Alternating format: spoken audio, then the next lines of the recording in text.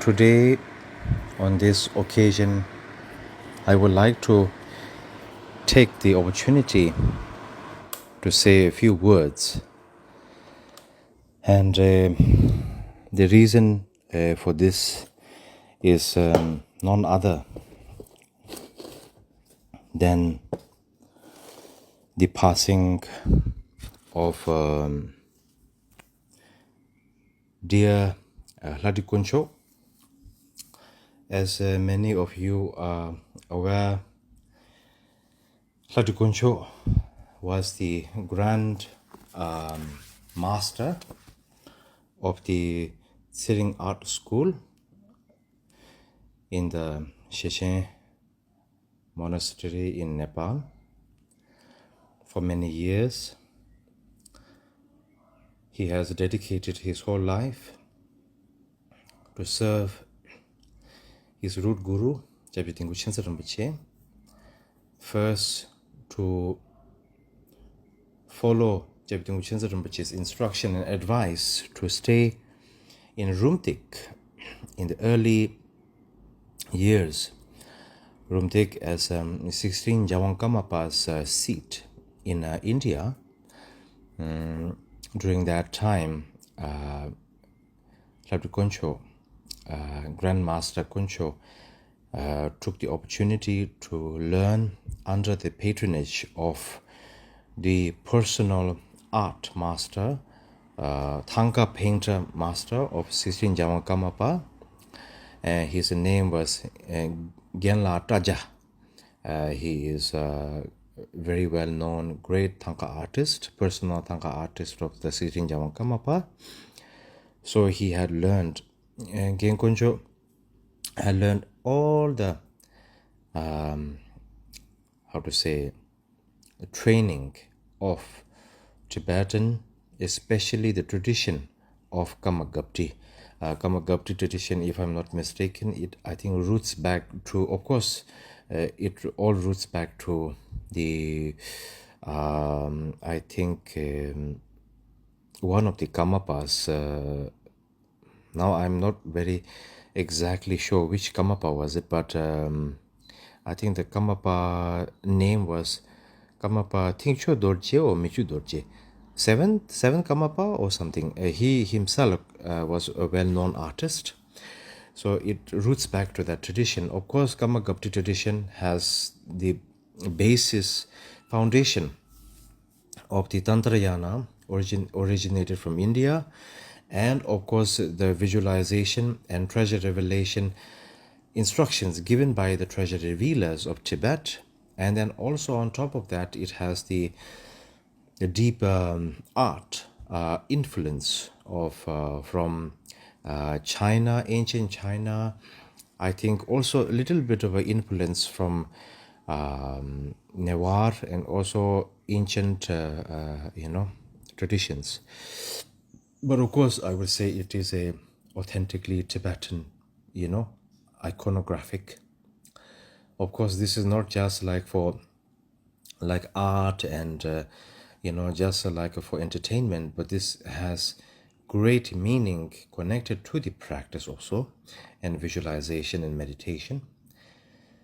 So after all of that procedure of studying and learning and training, then Gyenla Kunchok, he completed all of that. Also, I think at that time, if I'm not mistaken, Gen Kunchok also took some lessons also from great master Kyabje Dilgo Rinpoche previous that time. And so when he completed everything, Kyabje Dilgo Khyentse Rinpoche's instruction was for Gen Kunchok to do the Thangka wall painting murals of Shechen Monastery, newly built at that time in Nepal. Also, he had done, Gen Kunchok has done some works in other places like in France and like that, in Nyimadzong, in the temple and many other temples. And of course, he has done many Thangkas for Kyabje Dilgo Khyentse Rinpoche, per Rinpoche's wish and Rinpoche's instruction. I think one of the most amazing Thangkas that Gen Kunchok has done is he has done the Choju Lingpa's dream vision, the elaborate vision of the Sandopari Tanka, and Gen Koncho did that with also together with his teacher, and Gen Taja, and but of course final completion everything Gen Konchola did, and many other tankas that is in Khyentse Rinpoche's personal possession. Of course, right now under the possession of Shisha Monastery and Shisha Namja Rinpoche. And also, I must say, so many students and pupils trained under Gen Kunchok. All of them trained under him, and the most wonderful thing is they all have some characteristics trait from Gen Kunchola. Gen Kunchola was before, for a short while, a monk. He had served Khyentse Rinpoche as an attendant, and also during the early days he had also been Rinpoche's attendant, and also how to say this, master of ceremony, chöpen as we say in Tibetan, making tomas like that. In the early days when Khyentse Rinpoche was traveling in around Nepal and India and in West Bengal and also in Bhutan to do pujas and small house blessing pujas and then empowerment, small things. Gen Koncho was serving, and some empowerments, elaborate empowerments also. Gen Konchola was there to do the small, paintings of the small zagli, as we call it. Zagli is a small little, it's a hand size paintings to depict the deity of the particular empowerments or particular,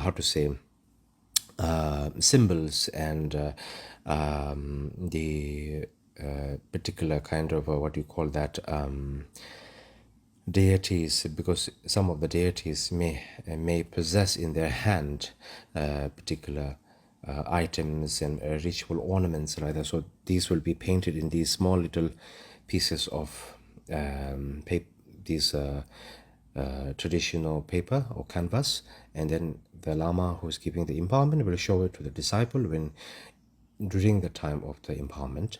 So he was also doing that for Kyabje Dilgo Khyentse Rinpoche. And after the 2015 major earthquake in Nepal, during the time Kyabje Dilgo Mayangtang Rinpoche's empowerment, the last day, the huge earthquake strike, and then 8.9, I believe, the magnitude, and that damaged the Shisha Monastery temple. After that, per meetings, I believe, in the Shisha Monastery, and also Kyabje Shisha Namja Rinpoche's instruction, redoing the whole fresco and mural painting of Shisha Monastery again. Of course, this time again, Gen Konchola took the initiative. He did a lot of the work, and of course, together with that, his wonderful and very learned and very, very well-trained, well-mannered pupils and disciples also did a lot of the work, a lot of the finishing, a lot of the work, of course. And Gen Koncho himself as a person, very soft-spoken, very well-mannered, extremely kind and humble, and very exemplary in many ways. Of course, very disciplined, very serious, very determined and dedicated, but always willing to teach and help. I personally had the great chance to be close with Gen Koncho, his family, and his late wife. When his late wife was unwell and before she passed away, I had the chance to give empowerments and blessings. During the time of her passing, I had the great chance to give her the last Pardo teachings, Guru Yoga teachings and advice, instructions, and Poa also. And just recently, I got the chance to know about Gen Konchola's health declining, and his health difficulties and sicknesses that has seized his life, and he had passed away yesterday, I believe, yesterday afternoon in India.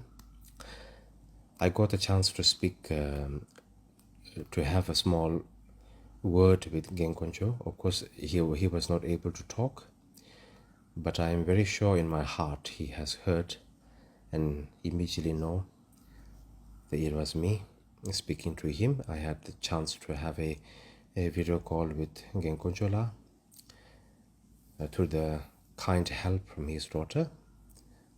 And yesterday I got the information of Genkonchola's very unfortunate and sad passing from his son. The information,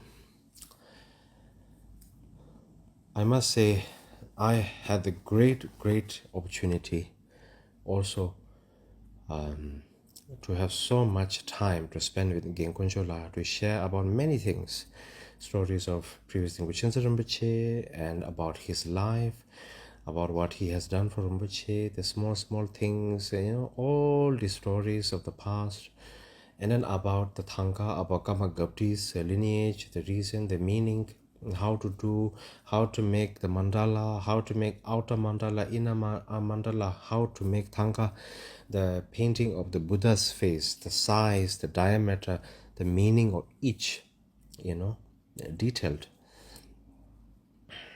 And so much knowledge Genkonchola had, and I always received so much from him.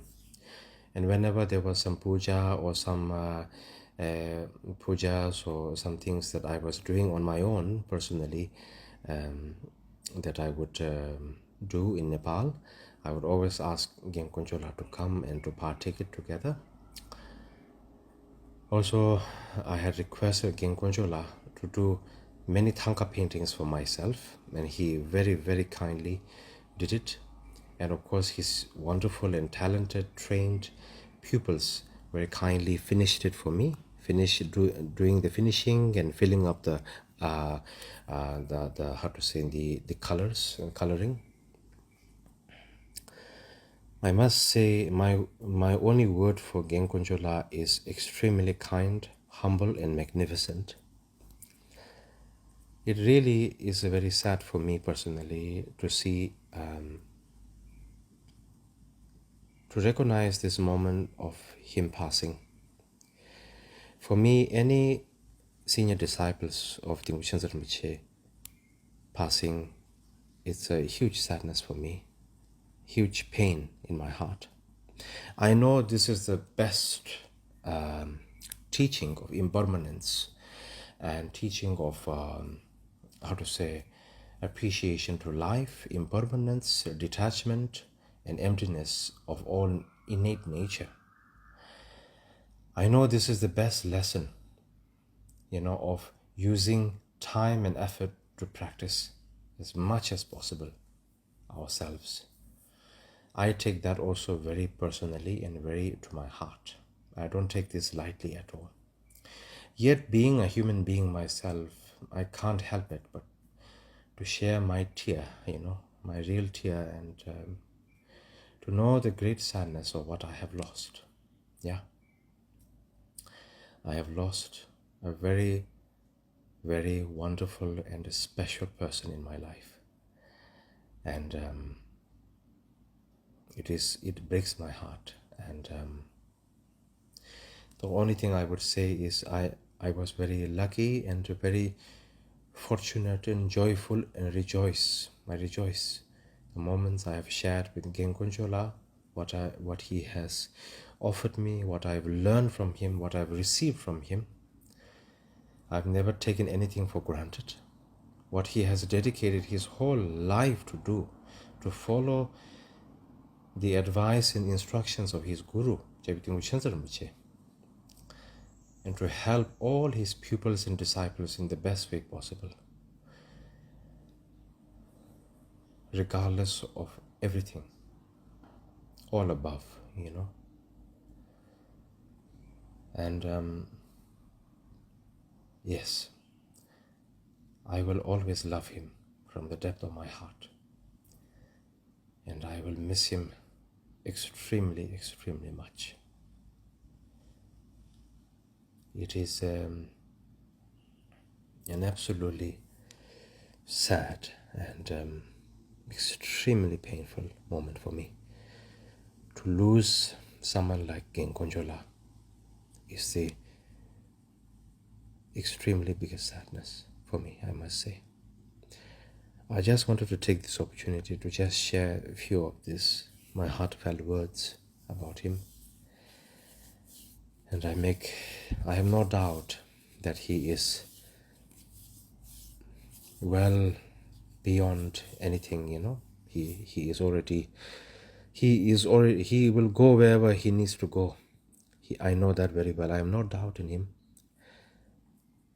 But I will miss him extremely much. And I will always love him no matter what. Yeah. And just wanted to share these words. And thank you so much, everyone. And Dhamma sisters, Dhamma brothers, and everyone to take your time to listen to my message. Thank you so much. Thank you.